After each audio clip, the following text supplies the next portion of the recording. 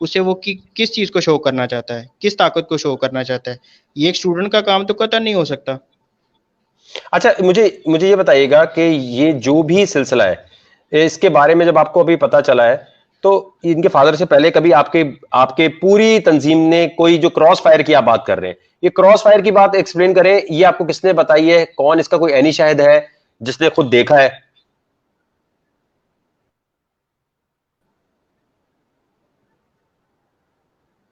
अच्छा, जब वकार साहब आपका रात प्रोग्राम इसमें ऑन एयर हमने सुना है जिसमें एटीआई का नाम लिया गया, तो उस वक्त हमने क्लैरिफिकेशन के लिए, क्योंकि तंजीम में इन्वॉल्व नहीं है, ज़ाती नोयत का मसला, तो हमने वहाँ से इंफॉर्मेशन कलेक्ट करने की कोशिश की कि हम कुछ इंफॉर्मेशन कलेक्ट करें कि एक्चुअली मसला था क्या।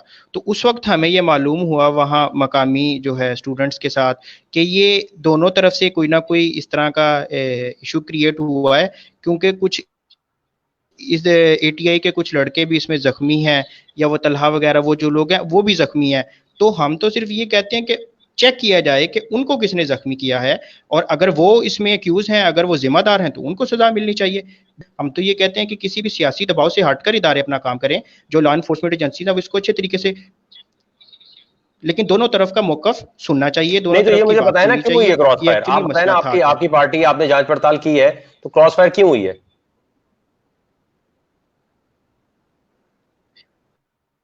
अच्छा, मैं अर्ज करता हूँ। देखें, एक एक इंसिडेंट हुआ वकार साहब जिसमें दाऊद साहब या हमजा साहब, इनकी फैमिली है और दूसरी तरफ से कुछ लड़के हैं, तो यकीनन वहां पर मौका पर दो पार्टीज मौजूद हैं।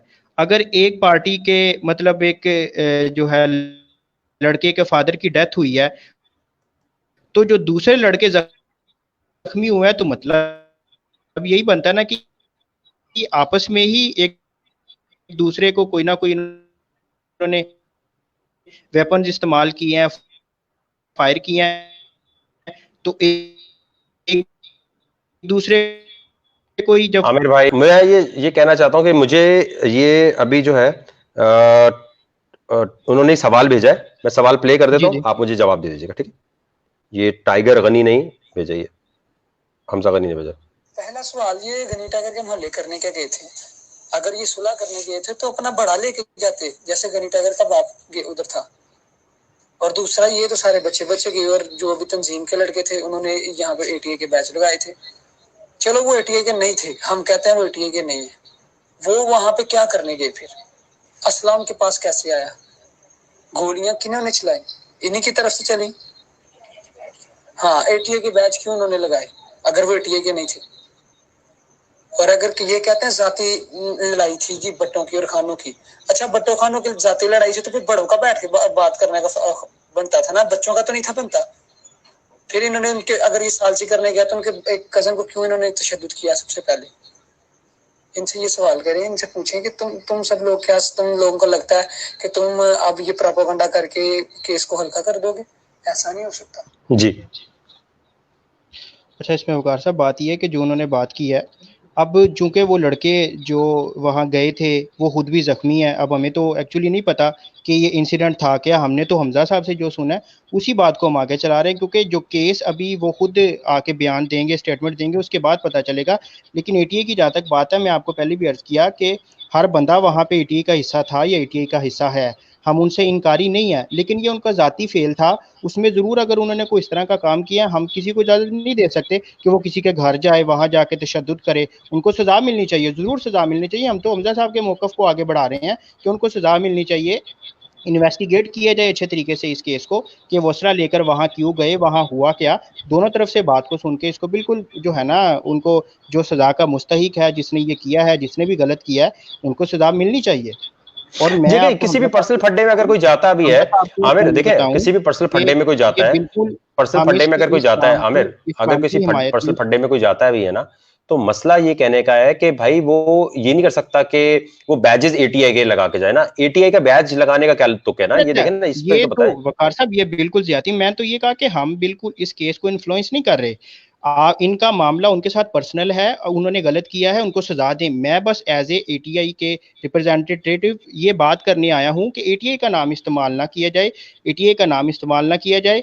वो उनकी जाती लड़ाई है, वो उसको जैसे मर्जी डील करें, उनको सजा दिलवाएं, जो मर्जी करे, अगर वो जिम्मेदार है तो। एटीआई का नाम ना इस्तेमाल कीजिए, क्योंकि कोई भी मरकज से, सूबे से कोई इस बात की इजाजत नहीं दे सकता कि आप ये काम करें, किसी को तशद्दुद का निशाना बनाएं या किसी पर जाके ओपन फायर करें। इसकी हम बिल्कुल कंडेम करते हैं। लेकिन आमिर, एटीआई के बैजेस लगा के हर मसले में जाने की जरूरत तो नहीं है ना। अब एटीआई का बैज लगा के कोई जाएगा तो दूसरा ही समझेगा कि भाई ये इन्होंने गड़बड़ की है। अब ये उनके फादर जो है उसका इंतकाल तो हो गया ना इस पूरे चक्कर में। अगर एटीआई का बैज नहीं होता तो एटीआई का नाम नहीं आता। वही आपको बता रहा हूँ कि ये इंतहाई अफसोसनाक बात है कि उसके जो है ना बच्चों के सामने उनको किल किया गया, उनके बच्चों के सामने।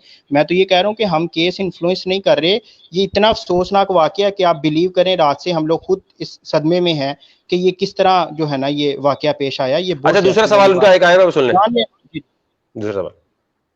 और एक सवाल ये इनसे पूछें कि जिनको फायर लगे हैं वो कौन है। अभी ये बताएंगे कि वो हमारे एटीआई के हैं, क्योंकि इन्होंने हर जगह लिखा जी अंजुमन तलबा इस्लाम के वो जो रुकन आशिक रसूल में अपना उन्होंने कत्ल, अल्लाह माफ करे। आशिक रसूल जो है ना वो हमारे लिए काबिल इज्जत है, हम खुद आशिक रसूल हैं, हमारी उनसे कोई दुश्मनी नहीं। इन्होंने जाती जो है ना कुछ और इख्तलाफात निकाले हैं आशिक रसूल का नाम लेके। और बस ये इनसे सवाल करें कि अगर अंजुमन तलबा इस्लाम वहां नहीं थी तो फिर ये क्यों पोस्टें कर रहे हैं कि अंजुमन तलबा इस्लाम के कारकुन के ऊपर जो जिन्होंने फायरिंग किया जी, ये जो भट्ट बरादरी में। अच्छा, मैं ये कहना चाहूंगा आमिर, देखें एक जगह कहीं भी पोस्ट जो है अगर कोई ये करता है कि आशिक रसूल,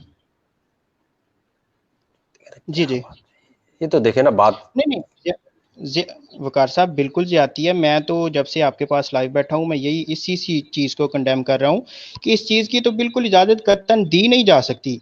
और हमजा साहब खुद एटीए के प्रोग्रामों में शिरकत करते रहे हैं, आपको वो दोबारा भी अगर मैसेज करें, वो खुद नात शरीफ बड़ी अच्छी पढ़ते हैं, वो एटीए का हिस्सा, एटीए के प्रोग्रामों में आके नात पढ़ते रहे हैं। अगर उन्होंने बैज लगाए थे वो अपने, ये देखें भी आपके वॉइस में उन्होंने कहा कि ये उनका पर्सनल क्लैश था, ये उनका जाती मसला था, एटीआई को उन्होंने इस्तेमाल किया, उन्होंने एटीआई को इस्तेमाल किया, उनको सजा मिलनी चाहिए। कानून जो कहता है उसके मुताबिक अमल करें। ठीक है, ठीक है ना। हाँ, क्योंकि यहाँ पर मौकफ ये है कि जो एटीआई की अगर पावर नहीं होती तो शायद इस तरह लड़ाई नहीं होती। लेकिन आप कह रहे हैं क्रॉस फायर हुई है, क्रॉस फायर का मतलब ये कि दूसरों ने भी फायर किया। अब दूसरों ने जो फायर किया है तो वो मसला जो है ऐसा छोटा मोटा तो नहीं हो सकता कि आप गन निकाल लें। मैं वही तो बता रहा हूँ कि अभी तक वो लड़के जो तलहा हैं या बाकी दीगर लड़के हैं वो जख्मी हैं, वो होश में आएंगे या वो अपना आके स्टेटमेंट देंगे तो पता चलेगा उन्होंने ऐसा क्यों किया। पहला तो काम ये है कि उनसे बतौर तंजीम सवाल किया जाएगा कि आपने क्यों असला इस्तेमाल किया, किसी की जान लेने का आपको हक दिया किसने भाईजान। अगर आपने इस तरह को काम किया तो भुगतें जाके।